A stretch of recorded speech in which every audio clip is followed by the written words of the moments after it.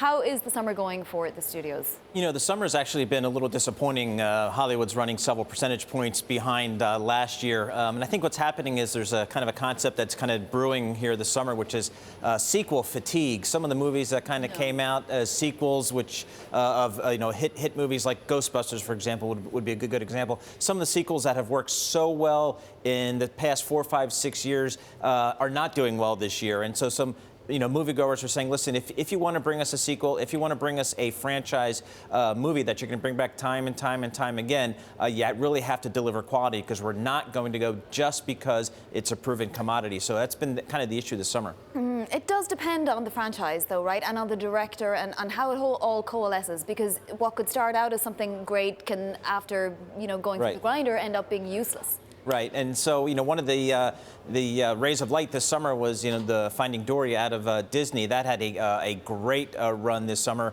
It's been many years, or probably close to 10 years since the first film came out. So that film did really well. But some of the other ones we've had, a lot of them opened significantly below where their original film opened when it originally launched. So again, I think Hollywood's going to have to take a step back, take a look at its franchises, take a look at its sequels, and figure out which ones can really work longer term. Paul, Suicide Squad, discuss. I must say, I was so excited about this film, and then I heard about it, and I gather the critics haven't been kind, but it's going to make a ton of money this weekend, isn't it? Oh, it looks yeah, it really is. The Suicide Squad has not been rated well, reviewed well, actually very poorly on Rotten Tomatoes, for example. But the movie did $20 million last night in very limited release, which is a big number. The expectation is it will launch and do, probably about $130 million in the U.S. in its opening weekend, which is a big number.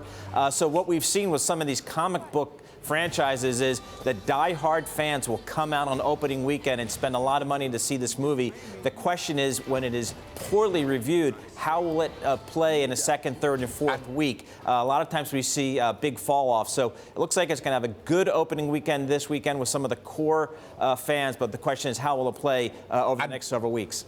And Paul, Warner's needs a biggie, doesn't it? I mean, Batman, Superman didn't make $1 billion. It needed to make $1 billion to be a real success. They need the success because they've got a heap of films coming out in the next 4 years, haven't they? They do. They've, I think Warner Brothers has kind of taken a page out of the playbook from the Walt Disney Company, which is really mined the Marvel characters for just hit after hit after hit in franchise after franchise.